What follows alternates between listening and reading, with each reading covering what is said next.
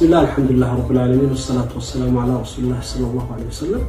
የተከበራችሁ ወንድሞች እናቶች በሁሉም ቦታ ላይ የምትገኙ ባለፉት ቀናቶች በነበረ የጤና እክል ተጨንቃችሁ ከሁሉም ዓለም ዱዓ ስታረጉ መልእክቶቻችሁን ስታስተላልፉ የነበራችሁ ሁሉ ዛሬ በአላህ ሰላም ለማመስገናችሁ እወዳለሁ።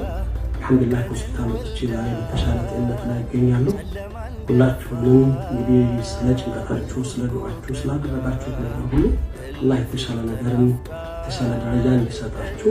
ዱንያ የሆነ ባህሪያ ሁላችንም በተለያዩ ምዕራፎች ውስጥ እናልፋለን።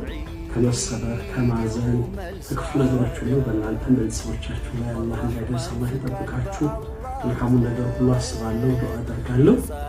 በዚህ ሂደት ውስጥ በተለይ የኢትዮጵያ ሆስፒታል ባለቤት እንዲሁም ደግሞ ዶክተሮቹና ነርሶቹ የነበረን ቦታ ላይ በልዩ ሁኔታ ያደረጋችሁት ሕክምና ሀገራችን ላይ በዚህ ደረጃ እንደዚህ የተደራጀና በጣም በሚገርም ሁኔታ ያለ ሆስፒታል ውስጥ በልዩ ሁኔታ ያደረጋችሁልን ሕክምና አሁንም በራሴና ቤተሰብ ስም ላመሰግናችሁ እወዳለሁ።